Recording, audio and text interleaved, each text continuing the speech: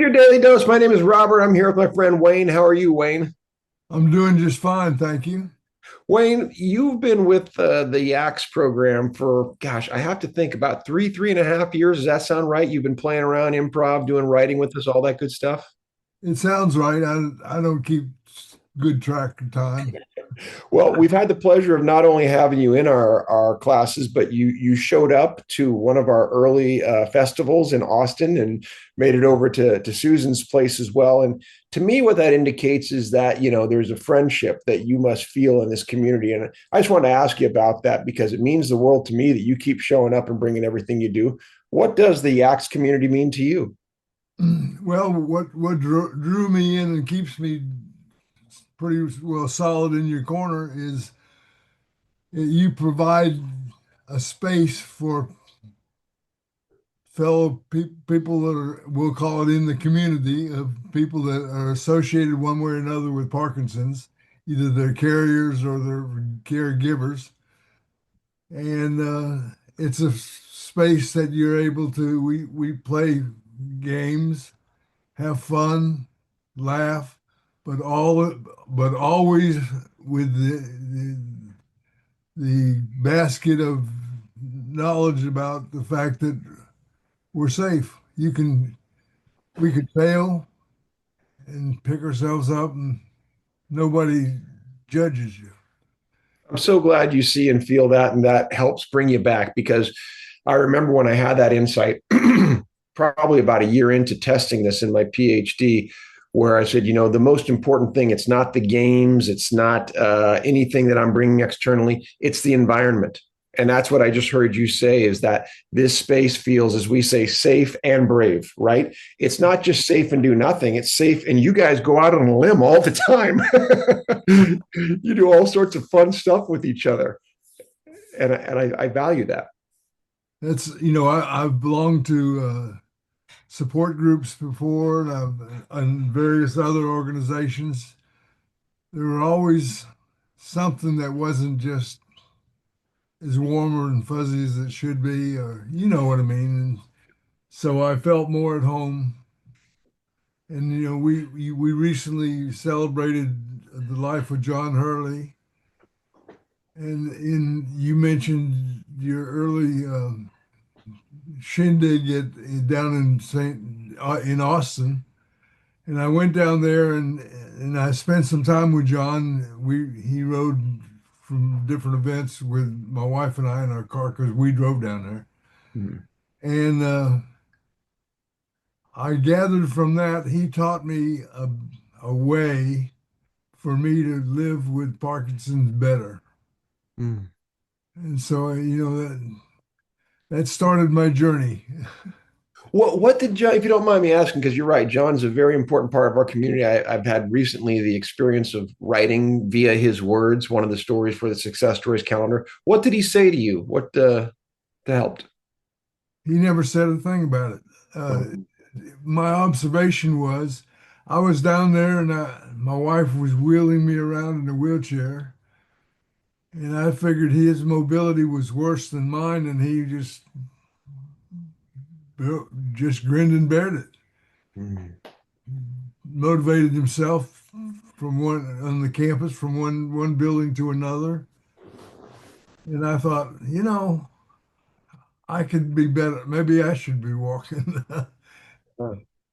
And so I managed to get myself off the wheelchair to a cane.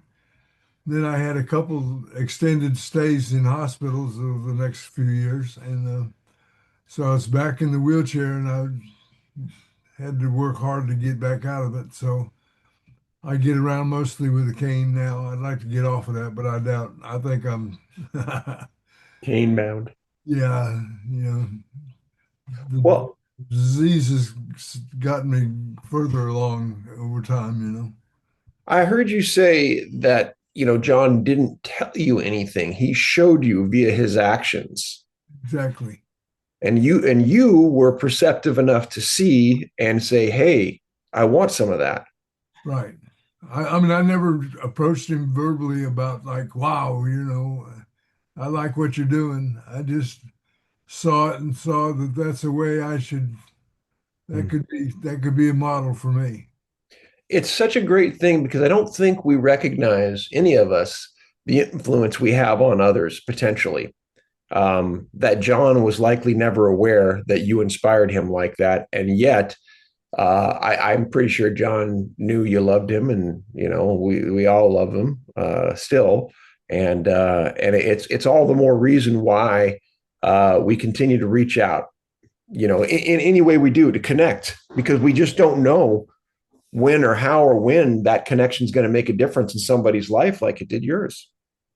It's my observation as we go through life that almost, well, I'll just say most of the people that we meet, I shouldn't say we meet, I meet, have no idea how much influence they have on the people around them. They just don't think of it. If you ask them, are you being influential today? They would be taken aback. No, but they are. They influence family members, people you meet, some people you might never meet again, but they may carry some memory of something that you said or did, or an action you had. So that might be a reason for us to watch what we're doing. Yeah, well, correct. True. I think of a couple things that come to mind based on what you're saying. One was, I had a real difficult relationship with my high school football coach, and I don't even know how much he was aware of it. But to me, it was devastating. Like, it haunted me for a decade after, because I had this whole idea of being a football player and was very successful up until playing for him, and we just never squared. And I spent 3 years on varsity, pretty much on the bench, and it just shattered my ego. And 10 years later, he died, and it hit me like a ton of bricks. And I met another coach, my basketball coach, and they were, good friends, the basketball and the football coach. And I had more success on the basketball court. And I was talking to him about my feelings about this. And he said, yeah, just what you said, Wayne. He said, I don't think any of us know how much influence we had over you guys. Oh, and he just said, he said, I'll tell you this, Bob, as he called me Bob or Bobby, said, I can tell you for sure that Kent never intentionally meant to hurt you. And that meant a lot to me, because I trusted Coach Grace, beautiful name, right? To say that Kent Roby, he was just doing his job and was a damn good coach. And we had a very successful program. And for whatever reason, I was a square peg in a round hole. Didn't make me a bad person or even a bad player, just not a good fit. And, wrong place, wrong time, whatever. I'm sure there was things that I could have done better, whatever. But, there's that. And then the other one that pops in mind based on what you said is my dad has told me many times how shocked he is about the things that my sister and I picked up on that he laid out. One of them being like our love of nature. And for my dad, that was something he laid out in camping trips, right? I mean, Chris and my sister and I have grown up, and, now, I mean, being outdoors is about the best thing either of us can do or be. And we credit a lot to being outdoors with the family on those camping trips as kids. And my dad says it stuns him that had that much influence on us. Right. You know, Parents have the most influence, and I just don't think once again, they don't get a good, when you're in the storm, that's what it is too. it's hard to think about when the sun's going to come out again. I've got a pair of teenagers, and it sure is the storm right now. Well, look, let's head to a different storm. One of the reasons we're here is to talk about your story, a beautiful piece. There's part of our success stories calendar, and it's called The Language of Quiet Things. Beautiful title. In fact, let me call it up real quick just to give everybody a look at it, and we'll come back to it in a moment. But here is that piece, again, part of the success stories calendar. And I just want to call out the lovely juxtaposition between your image and the photo of you. There's some likeness between you and your character, Clifford. Clifford is not you. You've made it very clear, and I think that's very wise. At the same time, there's a piece of yourself that can't be separated. Of course, a piece of him is you, right? Right. Yeah. And I'll just read the opening here so people have an idea about it. And then, like I said, we'll come back to it.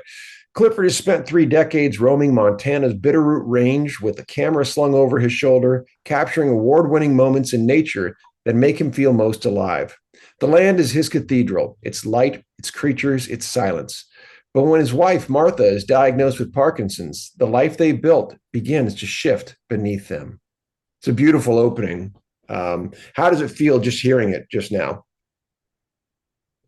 That's interesting, but my emotions are, I'm amazed at how much he ended up being, having parts of me. I started out with, I thought I was going to create a character that was far different from me. I don't like photography. He's a photographer. I grew up in the city. He's in the wilderness. You know, I tried to make so many things about him, not about me. Yeah. Yet there was, there's pieces of me that shine through. Yeah, we can't escape ourselves completely. No one is truly altruistic or, objective. Well, an interesting thing when I started this writing thing with your organization, Mhm. um, I came face to face with some emotions that I didn't know I had. Yeah. They were there, but I wasn't recognizing them for whatever reason. And that made me start thinking then, you know, I I suspect that most people go through life and I can't imagine how many don't ever actually know their all of themselves because we mold ourselves to somewhat of our environment. And I discovered anger, as we've talked about, and you encouraged in our group. As a group, they're always happy and smiling, and you hear that phrase, "I have Parkinson's, but Parkinson doesn't have me." I now get angry at that phrase because it's not true. Parkinson's does have me. There's nothing I can do about it. But the society around me doesn't seem to care too damn much.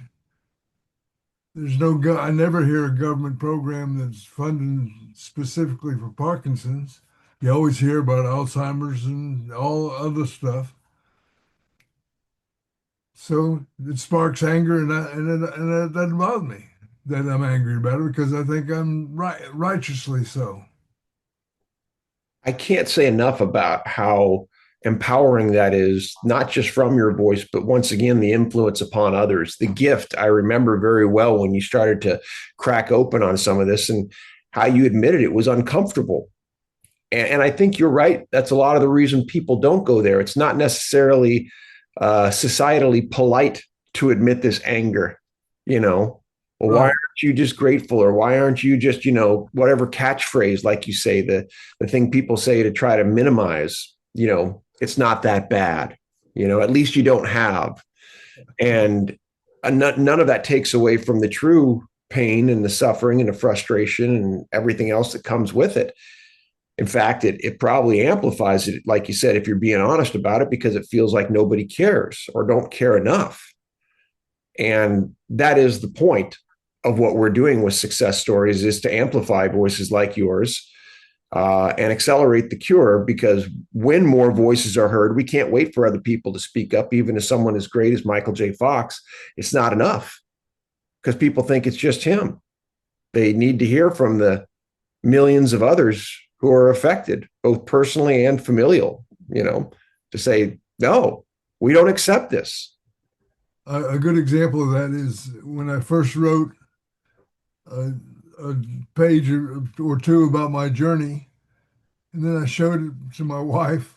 Her first reaction after reading was, "This is really dark." Mm. And I said, "You know what? I want it to be dark because I'm wanting to for people to read this and understand things that they don't understand already about the disease." And that doesn't mean that my whole life has to be dark. I don't, I'm very grateful for my life, I think paying back the way you pay back that is that you don't. you showed your gratitude in ways that you communicate with other people, so that you're not involved in the horror of life. That's one part of the world that's just horrible, and you can try to make your part that you control better. But that doesn't mean that your inner feelings. I don't have to live in that darkness. I can come out of it, and but now I know it's there. I wasn't aware of it before. Yeah. That's so important, like you said, because it was anchoring you in a way you didn't even understand because it was there. And my sister is very wise about these things. She talks about things coming out sideways when you don't address them, right? That's Uh-huh. so you have this unaddressed feeling, and someone slams the door a little loud, and you read them the riot act, and it's like it wasn't about the slamming door; it just triggered all this repressed feeling about something much deeper. Right. And it's important too what you brought up about bringing it to here it is your wife who obviously loves you and you guys have the closeness of the relationship. We make a big deal about who you bring these stories to, and I think as the program cinema therapy has evolved, probably I've made a closer pitch, and I'll even continue to do so, to really keep the stories insulated in the community, because even a trusted loved one like a wife or a husband or a sibling or something, they're not necessarily going to get it the same way that the people in the room do. Our people in the room, care partners, some medical providers occasionally, and people with Parkinson's, are going to hear it differently because, again, pointing back to John, he said all the time how brother and sister who he loved very much just wouldn't talk about his Parkinson's with him and how much it angered him. It was just something they wouldn't deal with. And it's Right. like, that's your brother and your sister. And Right. they're going to pretend it's not even happening. So could you trust them to tell the dark stuff to? Probably not, right? Right. And Well, you because don't that know would that. trigger a whole new episode for you to explain what you meant and how it, you'd have to, and then to at the end of that, you might still be dealing with a brother or sister that doesn't give a rat about which. Yeah, either doesn't give a rat or is scared to face the reality of it, right? I was going to correct that. They're probably not that they don't give a rat. They're protecting themselves. That's what it is. Yeah. I think so more often. I see this in like my parents' relationships with their brothers and sisters, the ones that are engaged or less engaged, you know, see them saying things and just being like, yeah, I don't want to name people because I don't want to call them out publicly, but just had, one person say one thing and another sibling say, it's not about you. You're saying you have a hard time visiting my dad. Well, could you think about what it feels like to him? Because you're saying you have a hard time understanding him or seeing him in this position. It's like he wants to see you. So stop making it about you. But anyway, I digress. Lots of good stuff there. Thank you. Um, Within this program, one thing we do is we watch films, and they end up being kind of our guiding force. And in your case, I know one of the films we looked at was Shawshank Redemption, and you mentioned the value of seeing Andy's long course, staying the course against impossible odds, right? And Right. I, does that hold a feeling about Parkinson's in some ways, or is there some metaphor for life in that for you? Well, that identifies, if I allow myself, I can go down the road that say that I had a hard life and I had a lot of tragical things that dealt with in life, but I don't look at it that way because I think I've had a magical life because my expectations were low and I've attained far more glorious things in my life than I ever imagined. But and I'm not a moviegoer. This last Christmas that you did last week, I Yeah. only had seen two movies. Out of 12. Yeah. You know, I just don't. And so Shawshank was a movie that I had seen once, probably 30 years ago. Sure. and forgotten all about it, Yeah. and didn't have the impact on me. It was a movie, and so this go around, I learned a lot from it. Not only I learned to think of movies in a different light. I doubt if I'll go to more movies, but but when I do, I'll probably see them differently. Yeah. But and so I've identified with Andy's somewhat. I mean, I never had to go to prison and go any of those things, but somewhat. So that and it awakened me to writing your feelings, trying to look inside and bring them out, talk to them. Yeah.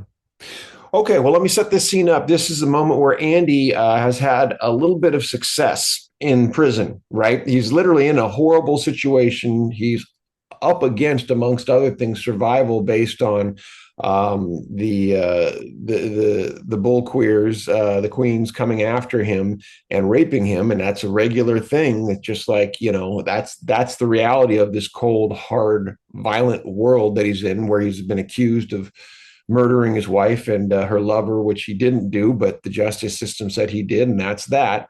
And he made a bold move and got the prison guard Hadley to like him. So we're going to see the result, the reward of that bold move that he got, as something in a very strange way turns his way unexpectedly. And whenever we're in a cold, dark, difficult situation, we could think the light's never coming. A little light comes right now, and this lights the path toward Andy's plan. And we're going to see that in this scene. So let's take a look. Dufresne!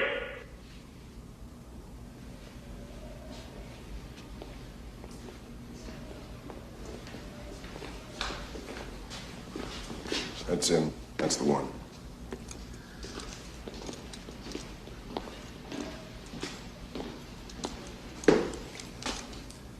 I'm Deacons.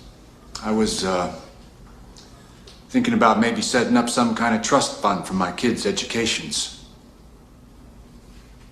Oh, I see. Well, why don't we have a seat and talk it over? Brooks, do you have a piece of paper and a pencil?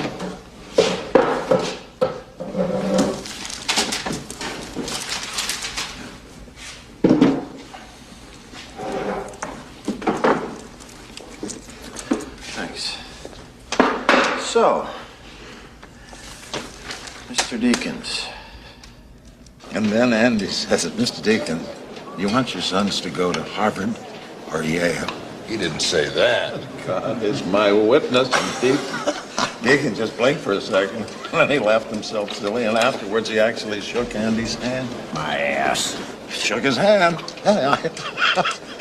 I near soiled myself. All Andy needed was a suit and a tie and a little jiggly hula gal on his desk. He would have been Mr. Dufresne, if you please. Making a few friends, huh, Andy? I wouldn't say friends. I'm a convicted murderer who provides sound financial planning. It's a wonderful pet to have.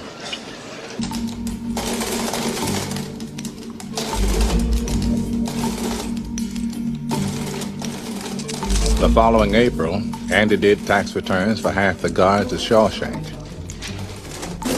Year after that, he did them all, including the wardens. Year after that, they rescheduled the start of the intramural season to coincide with tax season. The guards on the opposing teams all remembered to bring their W-2s. So, Moresby Prison issued you your gun, but you actually had to pay for it. Damn right, the holster too. See, that's tax deductible. You can write that off. Yes, sir. Andy was a regular cottage industry. In fact, it got so busy at tax time, he was allowed a staff. Hey, Red, can you hand me a stack of 1040s? Got me out of the wood shop a month out of the year, and that was fine by me. So we see a guy doing some amazing stuff. I mean, the idea of a prisoner suddenly, doing tax work, for the people that are imprisoning him. What did you notice, see, and feel in that? Well, he was able to gain, well, what ended up being respect, but at first just some mild curiosity. Yeah. And he just showed his ability to, he found a niche that he could work, and he worked it. Yeah. And I think there's something really important to say about power dynamics there. Something like Parkinson's can really make you feel less than, like you have no power. But like you said, in finding an unexpected niche, maybe you could unlock something that could completely change your course. Yeah. Yeah. Like Does you that could be an advocate. become what? I'm sorry. You could become an advocate. Yeah, that's You know, right. during Michael J's push, where the whole community pushed against, a couple years ago, Congress passed a, well, it didn't end up doing anything, but they just recognized Parkinson as a need for having.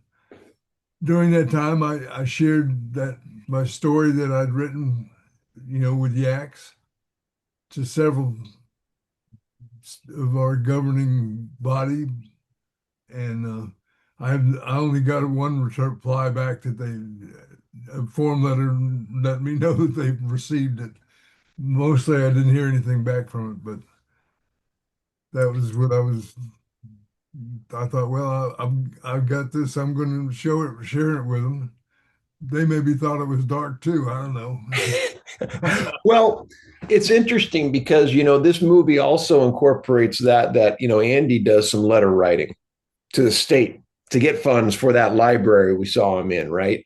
And or that actually it was after that became the Brooks Hadley library, and he does this for a long time, and it's nothing.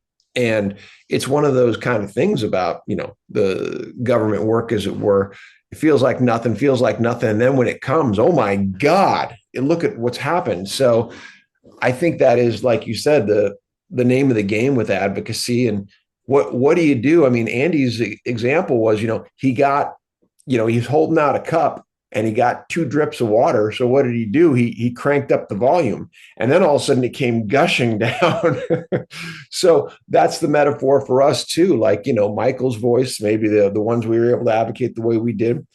These success stories are going to raise the volume, amplify the voices, and say, we're not going away. And by the way, it might be a little dark, and we're going to have you listen anyway. Because, that's part of the truth. It's not the whole truth. It's not all terrible, but some of it is. Right. You got to hear that. Well, I'm going to show one more scene, if you don't mind, because it approaches a different part of the movie. I know this wasn't even exactly part of your ask, but I wanted to get your take on it because it is a darker part of the movie. And it has to do with another character we saw who was a dear man to Andy and to all of them. But it becomes an interesting role in the film, what we call a dark mentor, an example of what happens when you do become distraught to the degree you do. And this is Brooks Hadley, the older character. And this is what happens to him. So let's take a look at this scene, and you tell me what you see, notice, and all that good stuff. Here we go.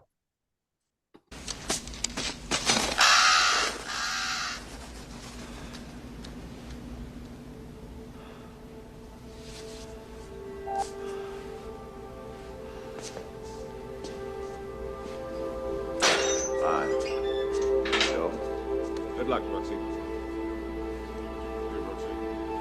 Give me something.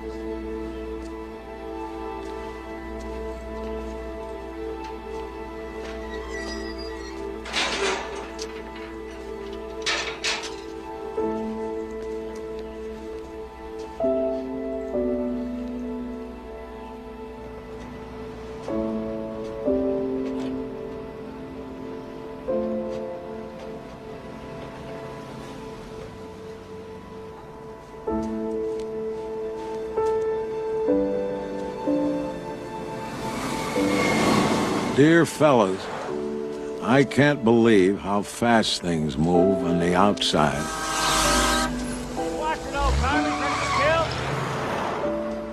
I saw an automobile once when I was a kid, but now they're everywhere. The world went and got itself in a big damn hurry.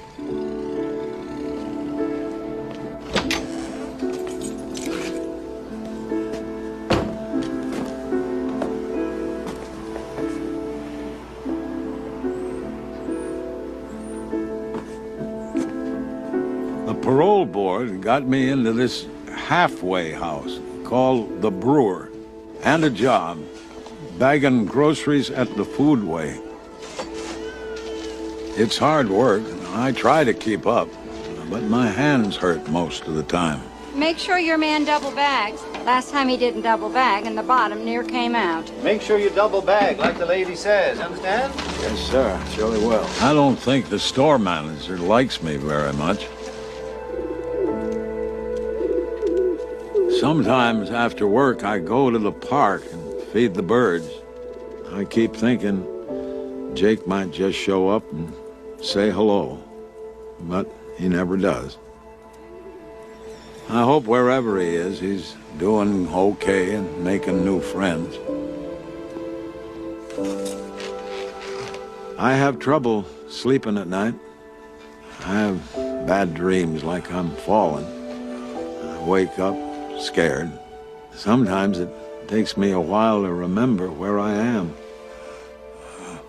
Maybe I should get me a gun and rob the foodway so they'd send me home. I could shoot the manager while I was at it, sort of like a bonus. I guess I'm too old for that sort of nonsense anymore. I don't like it here. I'm tired of being afraid all the time. I've decided not to stay.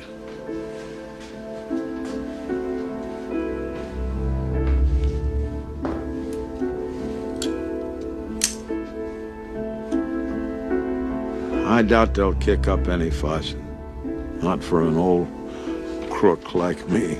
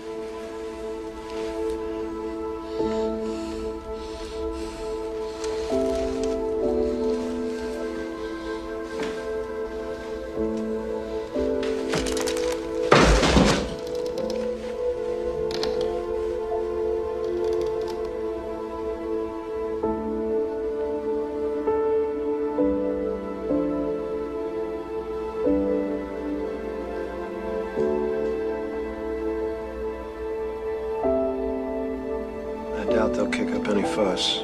Not for an old crook like me.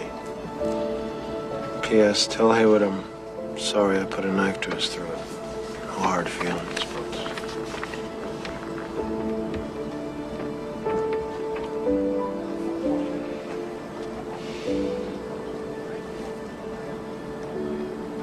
You should have died in here. Wow.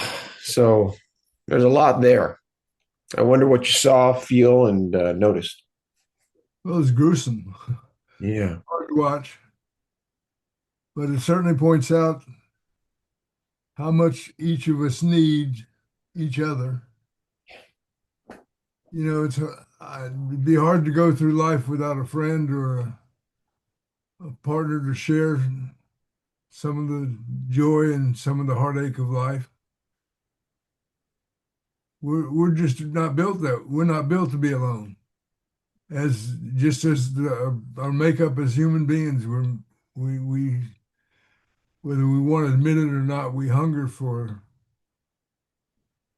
smile and touch. Those, that's it. Yeah, it really is. It's simple and beautiful and painful, and you talked about the value of saying the dark stuff, and that's one of the reasons I kind of inherently felt this might be a good scene to look at. And I appreciate you doing that with me because it is hard. It's one of those scenes. It's almost, as some people pointed out, a full movie in 5 minutes. You know, the tragic story of Brooks, of a man who, as Red tells us, was institutionalized.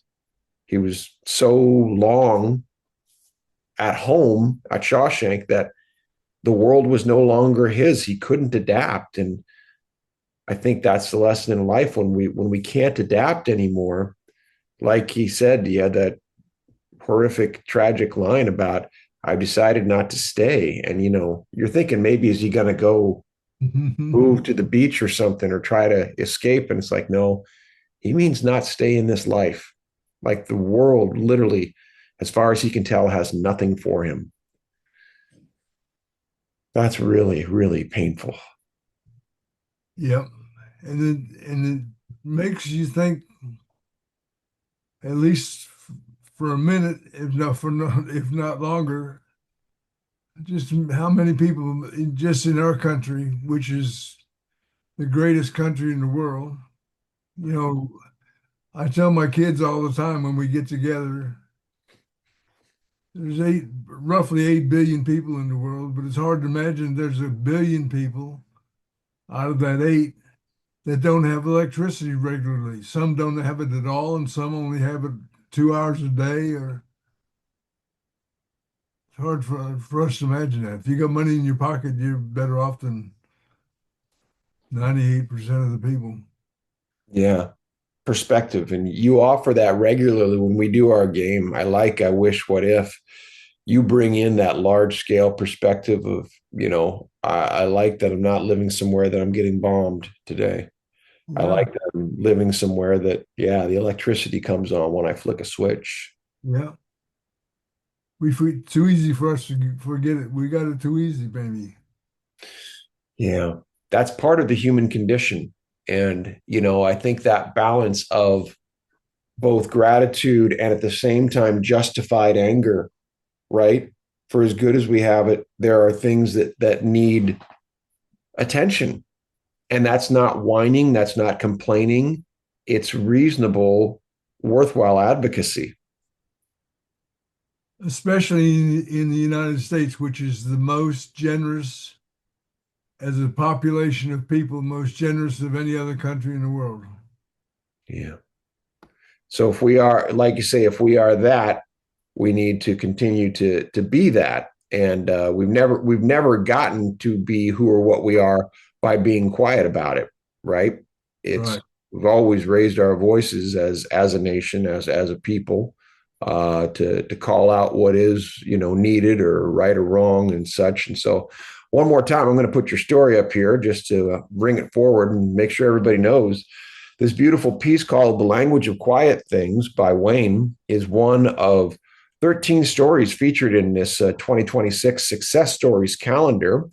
I know your journey to getting here, you were kind of a latecomer to the group, and yet you did, once you understood the assignment, as it were, you came forward and really this seemed to pour out of you. I wonder if you want to share anything else about The Language of Quiet Things and why people might be interested in giving it a read.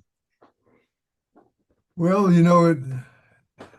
I look at it differently now than when I started. I thought I had it figured out as far as how I was going to build the characters, and I had it take place in Montana because that was one of the few states I've never visited. Once again, I'm not wanting it to be a personal life story of me, but yet, as I discovered, as I guess people that write know this all the time, but I've never written anything. I just haven't. But as you build a character, sometimes you find things about the character, they become friends of yours, or enemies, depending on the character. And maybe you exalt them, or maybe you look down on them, but they have life. And so that was an interesting discovery for me. I hope that, as you continue this discovery, because as it says here, this is a short story in progress. We know the basic framework and you're still finding it. And I hope as you do continue your discovery, you feel all the feelings you mentioned. And by the way, the heroes you can both delight and be disgusted by, because they're human beings when they're well written. They're not all one thing. But I hope you'll continue to allow them to tell their truth, that whatever it is, because what the one thing that rings out to me, one of the things I think I'm good at as an editor is finding when things aren't truthful. When I see people, forcing an agenda or forcing a worldview that just doesn't feel honest. And an honest world has ups and downs. It has highs and lows. It has obstacles, challenges, and blissful rewards. It has all of that. It has high stakes. It has meaning. It has dreaming and wishing for things. It has being crushed by overwhelming things. It has all of that. That's when we stand up and cheer, when someone reflects the truth. And you definitely have the framework for it here.